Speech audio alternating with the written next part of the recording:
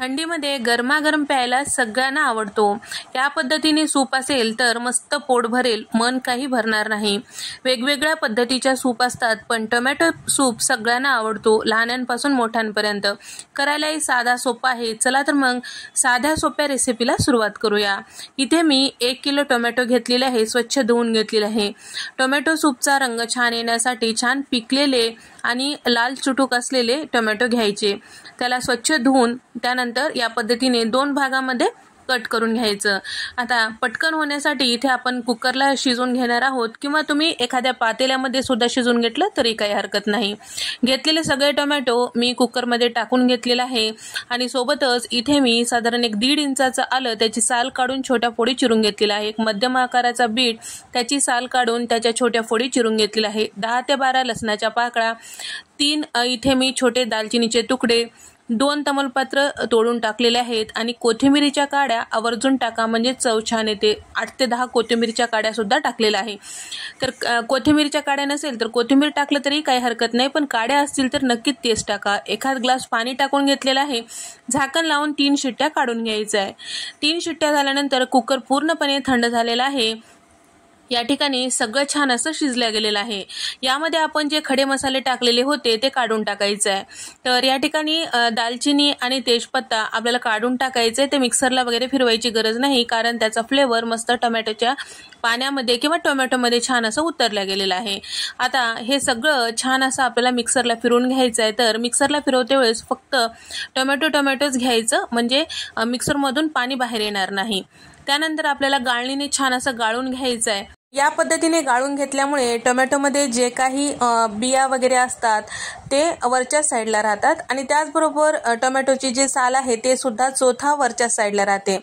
तर या ठिकाणी शक्यतो या पद्धतीने गाळून घ्या, म्हणजे हॉटेलसारखं सूप तयार होतो। तर या ठिकाणी सगळं आपल्याला याच पद्धतीने गाळून घ्यायचं आहे। तर तुम्ही बघू शकता इथे यामधले बिया या पद्धतीने वरच्या साईडला शिल्लक राहिलेले आहेत, आपल्याला ते टाकून द्यायचं आहे।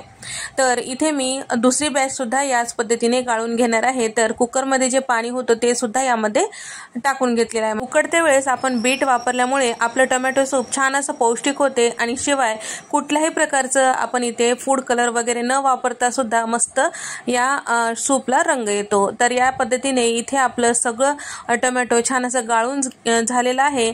आता इथे मी साधारण 1 ग्लासभर इतकं पाणी टाकून घेतलेलं आहे। आता हे सगळं छान व्यवस्थित मिक्स करून घेऊया। या ठिकाणी इथे मी एक मोठा क्यूब बटर टाकून घेतलेला आहे। त्याचबरोबर यामध्ये अर्धा चमचा काळे मिरे पूड टाकून घेतलेला आहे आणि सोबतच यामध्ये अर्धा चमचा भाजलेले जिऱ्याची पूड, अर्धा चमचा काळं मीठ आणि अगदी पाव चमचा इथे मी लाल मिरची पावडर टाकून घेतली आहे, पूर्णपणे ऑप्शनल आहे। अर्धा चमचा धने पावडर आणि चवीपुरतं मीठ। तर यामध्ये धने पावडर, जिरे पावडर तुमच्या आवडीनुसार तुम्ही कमी जास्तही करू शकता किंवा नाही टाकलं तरीही चालतो, पण एकदा टाकून बघा, चव छान येते। आणि सोबतच यामध्ये थोडंसं साखर टाकून घेतलेलं आहे, 1 चमचा। तर तुम्हाला जर हे आणखीन पौष्टिक बनवायचं असेल तर गुळाचा वापर सुद्धा करू शकता, नाही टाकलं तरी काही हरकत नाही, पण टोमॅटोच्या आंबटपणाला बॅलन्स होण्यासाठी थोडंसं साखर किंवा गुळाचा वापर केल्यास सूपची चव नेक्स्ट लेवलला जाते। तर या ठिकाणी सगळं छान व्यवस्थित मिक्स केलेलं आहे। आता आपल्याला हे छान असं उकळून घ्यायचं आहे, साधारण 1-2 मिनिटासाठी। आता सूपला छान उकळी आलं की हॉटेल आणि रेस्टॉरंटमध्ये जेव्हा आपण सूप पितो ते छान असं क्रीमी एकसारखं दिसतं, कारण त्यामध्ये थोडंसं कॉर्नफ्लॉवरचं मिश्रण असतो। 2 चमचे कॉर्नफ्लॉवर पाण्यामध्ये छान व्यवस्थित मिक्स करून घेतलेलं आहे। आता ते मिश्रण यामध्ये टाकून घेतलेलं आहे। तर नाही टाकलं तरी काही हरकत नाही, पण सूपला छान एकसारखेपणा, एकीकडं पाणी किंवा एकीकडं टोमॅटोचं मिश्रण असं न जाता व्यवस्थित सगळं एकसारखं होतं, त्यासाठी हे टाकणं गरजेचं आहे। तर या ठिकाणी हे कॉर्नफ्लॉवरचं मिश्रण सुद्धा छान व्यवस्थित मिक्स करून घ्यायचं आहे। आता या ठिकाणी छान असं उकळून घ्यायचं आहे 1-2 मिनिटासाठी। तर इथे तुम्ही बघू शकता मस्त असं आपलं टोमॅटो सूप तयार झालेला आहे। जर तुम्हाला आवडत असेल तर यामध्ये तुम्ही फ्रेश क्रीम सुद्धा थोडंसं टाकू शकता, पण क्रीम टाकल्यानंतर याचा रंग थोडंसं पांढरट असं होतो।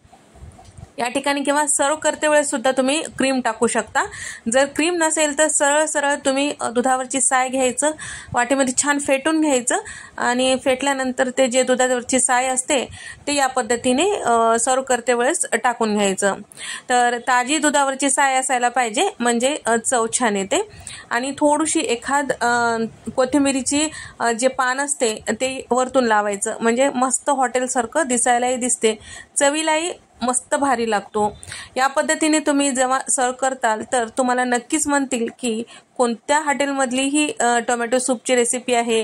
तर तुम्ही त्यावेळेस सांगा नक्कीच सविताज किचनमधली आहे म्हणून. रेसिपी आवडल्यास लाईक करा, शेअर करा आणि सबस्क्राईब करायला विसरू नका. नंतरच्या रेसिपीमध्ये भेट देऊया.